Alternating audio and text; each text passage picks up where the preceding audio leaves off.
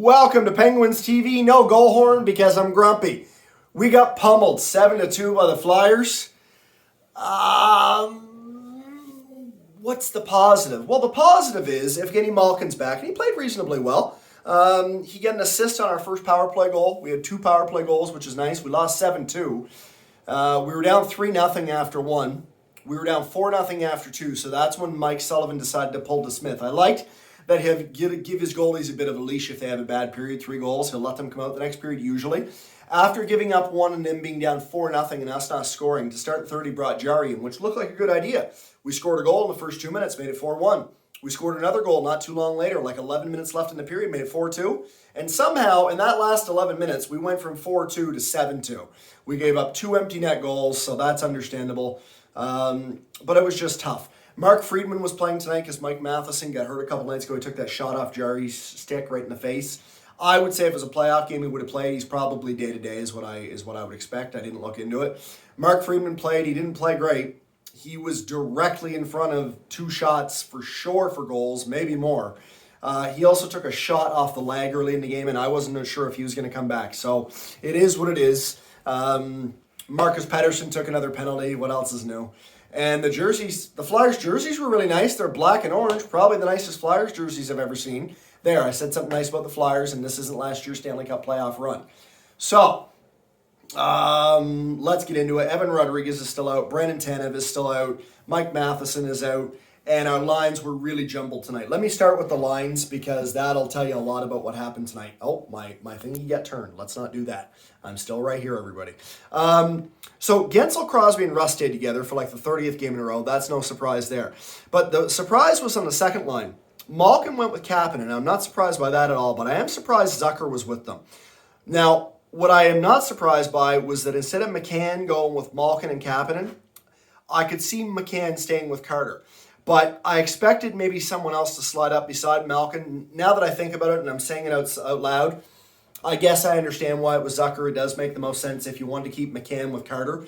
Because McCann and Carter, Mike Sullivan likes pairs better than he does trios. So you keep Kapanen and Malkin together, you throw Zucker up there, and you keep McCann and Carter together, and you put Gaudreau over there. So you had Gaudreau go from center to right wing, and he played with Carter as his center and McCann as his left wing. Fourth line's ridiculous. Zach Aston Reese, Teddy Bluger, and Colton Sevier.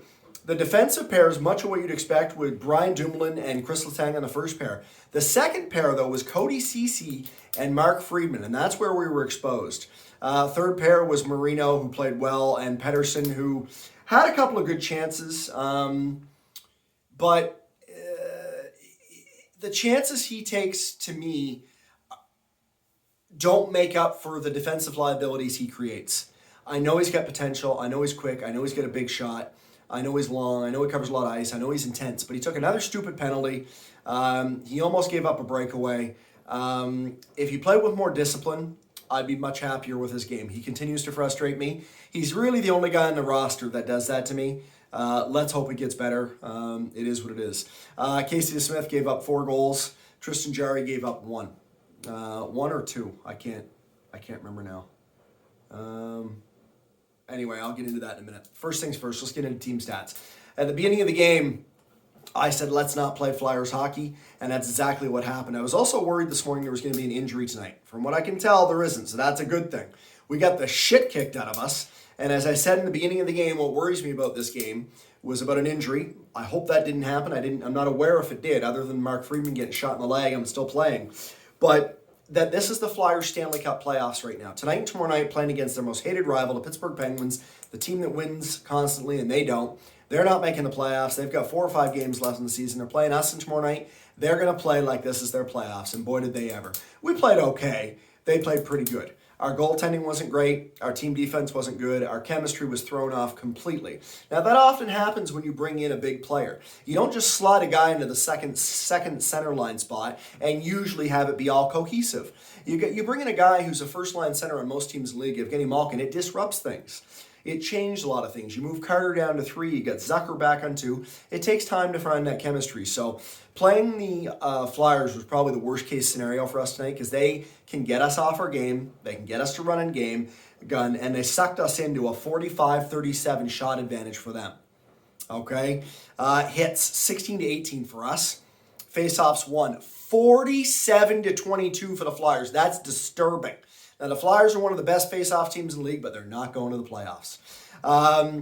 We were 2 for 4 in the power play, so our power play was great. They were 1 for 3. I would have liked our power play to shut all, or our penalty kill to shut all 3 down, but what are you going to do? They had 10 minutes in penalties. We had 8. We had 17 block shots. The Flyers had 13. We had 6 takeaways. The Flyers had 3. And we had 12 giveaways, and it sure looked like it. And they had 7. This was tough to watch at times. The best hockey we played was the first 10 minutes of the third period. So it took a team. Don't blame it on Casey DeSmith. Don't blame it on Malkin coming back in. It is a disruption to the lineup. Things are different. It takes time to get the team resettled after that. I thought Malkin looked good. He didn't look like Malkin who needs a month to get going like he did at the beginning of the season. He looked closer to form than he did to when he was revving up. So that's a positive sign. Kapanen looked good with him. Those two are going to be fine. I think McCann and Carter will be fine. It'll be interesting to see who comes in and out of the lineup and who plays on the wings of Kapanen and Malkin and Carter and McCann. It could be that Zucker stays on 3 or on 2, or maybe Zucker goes down to 3 with Carter, and maybe they try McCann back with Malkin. But we have 3 games to figure this out before the playoffs. You're probably going to see a little bit of variance. This was tough. Let's get into stats. I'm just glad no one was hurt because I was worried about an injury all day. It was on my mind. I was worried about an injury. So let's hope tomorrow we don't find out about any injuries. Zach Aston Reese played 14:44. No power play time, but he had 2 minutes and 15 seconds shorthanded. He had 21 shifts. He had 2 hits, and he had a shot. He was even. Teddy Bluger, his centerman, had 13:41 in total ice. 149 of it was on the penalty kill. He had 20 shifts. He had a block shot. He had 5 shots on goal. Teddy Bluger was great. He had 2 or 3 point blank. He just got stopped by Lyon, who's the 74 save goaltender for the Flyers. Apparently, in another league, Dutchie in the Twitch channel was telling me he stopped 74 shots. I don't know if it was in the AHL or somewhere else, but oh, look at this. It's the Pirates and the Padres, my favorite baseball team and the city my hockey team's from, on TV coming up next. So Bluger was really good. Jeff Carter only played 15:48. That's understandable, though, with Malkin back. He had 2:05 on the power play and 2:37 on the shorthanded. I can't say enough good about Jeff Carter since he got here. He's got 4 goals, 2 assists, 6 points in 10 games. Tonight, I don't think he had anything, but that's okay. 15:48 playing on the third line, but also played special teams. This guy's all world, man. I can't say enough good about him. He played 22 shifts. He had a takeaway. He had 2 shots. He was -1, which is unfortunate. Sidney Crosby only played 20 minutes and 10 seconds, which I'm thrilled about. He played 4:43 on the power play, 25 shifts, 1 giveaway, 4 shots, -4 with a goal. He was -4 with a goal. That means he would have been -5. Now, you might have heard me bitch about this a video or 2 ago, but Crosby has been bad on the plus-minus lately, man. That line, Letang and the forwards, man, they've had some -2s and -3s several times in the last 5 games. They're off. They'll get it back, but I'm just telling you, it's been very noticeable the last 5 games. Sid has been -4, -2, -3. They got to fix that. They will. Holy shit. He had a -5 night if you take his goal off there. -5. Think about that. But he's Sidney Crosby, so it is what it is.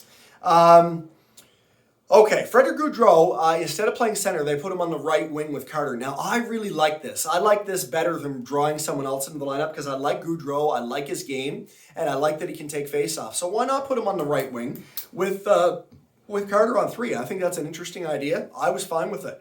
He played 13:01, 121 of it was on the penalty kill. He had 18 shifts, he had a takeaway, and he was even. Jake Gensel played 4:51 on the power play out of his 19:34. He's always within 30 seconds of Sid. He had 24 shifts. He had a hit. He had 2 penalty minutes. He had 3 block shots. He had 3 shots, and he was -4 with Sid. Of course they are. They're on the same line. Kasperi Kapanen, 13:30 in total ice time. 154 on the power play, 23 shifts, 1 giveaway, 1 takeaway, 2 penalty minutes. I missed that. 4 shots. Okay, so he was good. -2. And 1 assist. Good God. Evgeny Malkin, 14:07 in ice time. So the second line played a little less than the third line. No surprise with Malkin coming back, his first game in 23 games. He played .412 on the power play. He had a power play assist, 23 shifts, 1 giveaway, 2 minutes in penalties. He had 3 shots and was -3. So basically our top 2 lines were awful. Okay, Malkin I can understand. He hasn't played in 23 games. Jared McCann, 11-29. I'm not satisfied with that. If Jeff Carter can play 15-48, I know he got almost 4.5 minutes on special teams, but 141 of the 11-29 for Jared McCann on the power play. Not enough ice, in my opinion. Maybe you put him up with Malkin next game, I don't know, and you move Zucker back down with Carter. Maybe that'll work. 11-29 in total ice is not enough. 18 shifts. 141 on the power play is not enough either for that guy. He has been a power play goal-scoring machine. He needs more ice. He had a giveaway. He had 2 shots. Now, Jared McCann was 0. He was even, while Jeff Carter was -1, and while Goudreau was even as well. Okay, so the third line was our best line, is what it looks like. Let me keep going here. Brian Rust, 19-11 in total ice, 26 shifts, 429 in the power play. He had a giveaway. He had a shot, -4, just like Gensel and Sid. They were awful. And Colton Sevier, who played 4th line right wing, had 12:59 in ice. 138 of it was on the penalty kill. He had 19 shifts. He had a giveaway. He had, I thought it said 3 penalty minutes. I'm like, how the hell do you get 3 penalty minutes? He had 3 hits. He had a block shot, 3 shots on goal, and was even. Jason Zucker playing on the second line, 12:34 in ice, 155 on the power play. Like, let's get more to Jared McCann. 21 shifts, a giveaway, a takeaway, a hit, 2 shots on goal, and -2 and a goal. Our best line was our third line, and our second best line was our fourth line. The first 2 lines were bleh. Again, let's cut them some slack. Malkin line's brand new. It's going to take time to iron out. It's going to take the team time to get some chemistry going here. We've only got 3 games left. Let's hope that's enough runway. But Malkin looks closer to form than he did at the beginning of the year, so that feels good. I'm running out of time on the video here. I got to be aware of that. I'm over 12 minutes, and I have a 15-minute limit because I haven't figured that out on my YouTube account yet. But what do I want to be encouraged about this? Well, here's what I want you to know. The Philadelphia Flyers, this is their Stanley Cup playoffs to them. Tonight and tomorrow night, they're playing against us. They hate us. We hate them. There's no team they'd rather put down than us. So they had extra motivation. They beat us 7-2. What is concerning is our top line and all the minus play they've had lately. They'll figure that out because it's Sid and Jake and Rusty, but I am going to point it out again and again. Things are going to be okay. Let's stay healthy. Let's hope. Let's hope Tanev is back in 2 to 3 weeks.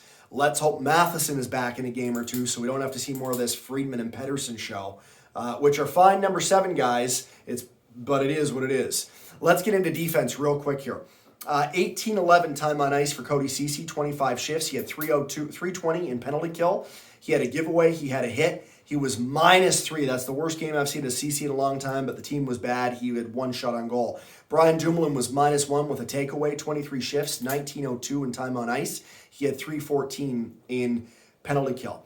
13:02 time on ice for Mark Friedman. Wasn't pretty what I saw. 21 shifts, but it's his first game back in a long time. He took a shot off the knee earlier. It looked awful. He had 2 hits. He had 4 block shots. He had 2 shots. He was -2. Could have been worse, I guess.